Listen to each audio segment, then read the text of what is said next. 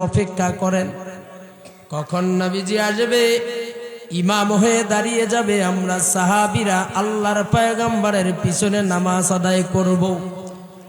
কিন্তু সময় পেরিয়ে যায়, আল্লাহর পয়গম্বর আসেন না।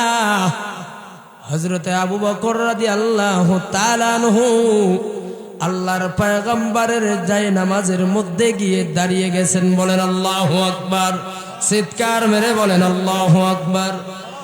যখনই হযরতে আবু বকর আমার রাসূলের জায়নামাজে দাঁড়িয়ে গেছে, সাহাবায়ে কেরাম কাঁদতে কাঁদতে অস্থির হয়ে গেল। যতদিন আমার রাসূল বেঁচে আছে ততদিন আমার রাসূলের জায়নামাজে কেউ দাঁড়াতে পারে না, এরকম দুঃসাহস কারো নাই। যেহেতু আজকে আমার রাসূলের জায়নামাজে আল্লাহর নবীর প্রিয় সাহাবী হযরতে আবু বকর দাঁড়িয়ে গেছে, সাহাবায়ে কেরাম বুঝতে বাকি নাই, এরপর থেকে আমরা আর কোনোদিন রাসূলের পিছনে নামাজ পড়তে পারবো না। কান্নায় ভেঙ্গে পড়লেন, সালাতুল ইশারা নামাজটা আদায় করলেন। কিছুক্ষণ পর আল্লাহর পয়গম্বরের হুঁশ ফিরে আসলো। আল্লাহর পয়গম্বর মা আয়েশাকে বললেন, আয়েশা, ও আয়েশা রে, এখন কোন সময়? মা আয়েশা সিদ্দিকা রাদিয়াল্লাহু তাআলা আনহা আল্লাহর পয়গম্বরকে ডাক দিলেন, ইয়া রাসূলুল্লাহ, ইয়া হাবিবাল্লাহ, এখন তো ইশার নামাজের সময়। ইয়া রাসূলুল্লাহ, আমার আব্বার ইমামতিতে সাহাবায়ে কেরাম ইশার নামাজ আদায় করছে। সাহাবায়ে কেরামগণ নামাজের ভিতরে কাঁদতে কাঁদতে অস্থির হয়ে গেছে। তাদের ধারণা হয়েছে আর কোনোদিন তারা আপনার পিছনে নামাজ পড়তে পারবে না। সাহাবায়ে কেরামগণ রাসূল থেকে মাহরুম হয়ে গেল। বলেন আল্লাহু আকবার। আল্লাহর পয়গম্বর ডাক দিলেন, আয়েশা রে, আমার মাথাটা একটু উঁচু করে ধরো। ও আয়েশা, আমি একটু দেখতে চাই। আল্লাহর পয়গম্বরের মাথা কানা উঁচু করে ধরা হলো। আল্লাহর রাসূল সাল্লাল্লাহু আলাইহি ওয়াসাল্লাম নামাজের দৃশ্য দেখতেছে। নামাজের দৃশ্য দেখে আর চোখ দিয়ে অঝর নয়নে, আল্লাহর পয়গম্বরের চোখ দিয়ে অঝর নয়নে মুক্তার দানার ন্যায় পানিগুলো টপ টপ করে পড়তেছে। বলেন আল্লাহু আকবার। মা আয়েশা ডাক দিলেন, ইয়া রাসূলুল্লাহ,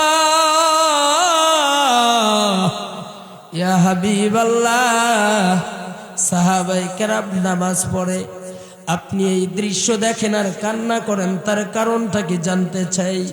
আল্লাহর পয়গম্বর বললেন, আয়েশা রে, এই কান্না দুঃখের কান্না নয়, এই কান্না হলো সুখের কান্না। কেননা উহুদের প্রান্তরে এই সমাজে নামাজকে প্রতিষ্ঠিত করতে গিয়ে আমার অসংখ্য সাহাবায়ে কেরাম জীবন দিয়েছে। আয়েশা, এই সমাজে নামাজকে বাস্তবায়ন করবার জন্য আমার চাচা আমির হামজার কলিজা খানা একজন হিন্দা নামক মহিলা টান দিয়ে বাহির করে চিবিয়ে চিবিয়ে খেয়েছে। রে আয়েশা, এই নামাজকে সমাজে প্রতিষ্ঠিত করতে গিয়ে অসংখ্য সাহাবায়ে কেরাম জীবন দিয়েছে, আমার চাচা হানজালা জীবন দিয়েছে। এই জন্য এই দৃশ্য দেখবার পরে আমার মনে হলো আমার উম্মতেরা কিয়ামত পর্যন্ত এইভাবেই নামাজ আদায় করবে, তারা নামাজ ছেড়ে দিবে না। সুবহানাল্লাহ, লিল্লাহি তাকবীর।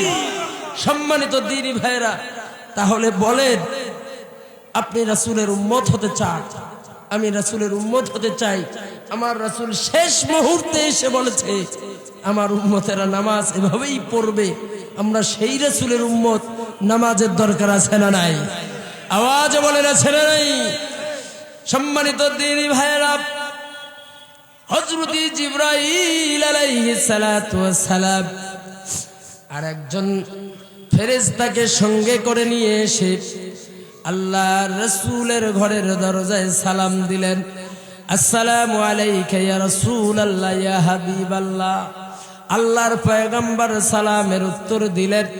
হযরত জিবরাইল বললেন, ইয়া রাসূলুল্লাহ ইয়া হাবিবাল্লাহ, আজকে আমার সঙ্গে আমার ভাই মালাকুল মাউত আজরাইল আমিন আমার সঙ্গে এসেছে আপনার সঙ্গে দেখা করবার জন্য। হযরত মুহাম্মদুর রাসূলুল্লাহ সাল্লাল্লাহু আলাইহি ওয়াসাল্লাম আর বোঝার বাকি নাই, বলল যে জিবরাইল আজরাইলকে নিয়ে আমার কাছে আসো। হযরতে আজরাইল এসে সালাম দিলেন, ইয়া রাসূলুল্লাহ ইয়া হাবিবাল্লাহ, আপনি যদি চান গো নবী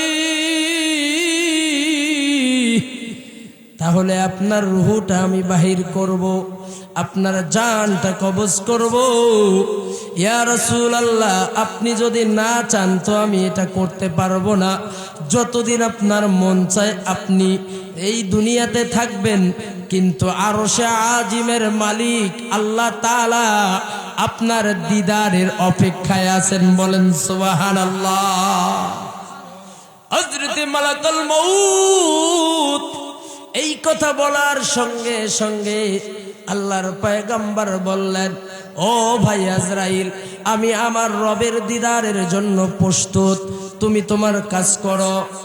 যখন এই হযরতে আজরাইল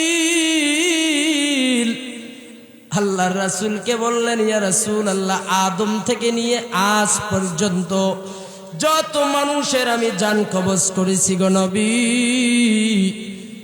তার মধ্যে সবচেয়ে কম যন্ত্রণা দিয়ে আপনার আমি জানটা নিব। ইয়া রাসূলুল্লাহ ইয়া হাবিবাল্লাহ, এরকম যন্ত্রণা আপনার হবে না। আল্লাহর পয়গম্বরের বুকের উপরে হাদিস শরীফের ভিতরে এসেছে, ও মুসলমান ইমানদার খেয়াল করো, আল্লাহর পয়গম্বরের বুকের উপরে শাহাদাত আঙ্গুলটা বসায়া দিয়েছে, আল্লাহর রাসূল হাতটা সরায়া দিয়েছে। ও আজরাইল, হাত সরাও। এত যদি হয় মৃত্যুর যন্ত্রণা আমি তো সহ্য করতে পারি না। আমার মনে হয় উহুদ পাহাড়টাকে তুমি আমার বুকে চাপিয়ে দিয়েছো। এরপরে আবার আঙ্গুলটা বসা দিল, আল্লাহর পয়গম্বর হাত সরা দিলেন আর বললেন, আজরাইল, এখন আমার মনে হচ্ছে সাতবক আসমান জমিনটারে তুমি আমার বুকের উপরে চাপায়া দিয়েছো। রে আজরাইল, এই যদি হয় মৃত্যুর যন্ত্রণা, তাহলে বলো আমার গুনাহগার উম্মতদের মৃত্যুটা কেমন হবে? আল্লাহু আকবার। মৃত্যুর সময়ও আপনার আমার কথাই ভেবেছেন রাসূল। আজরাইল বললেন, ইয়া রাসূলুল্লাহ ইয়া হাবিবাল্লাহ, আপনার উম্মতেরা যদি আপনার তরিকায় চলে, আপনার উম্মতেরা যদি আপনি রাসূলকে অনুকরণ করে চলে, ইয়া রাসূলুল্লাহ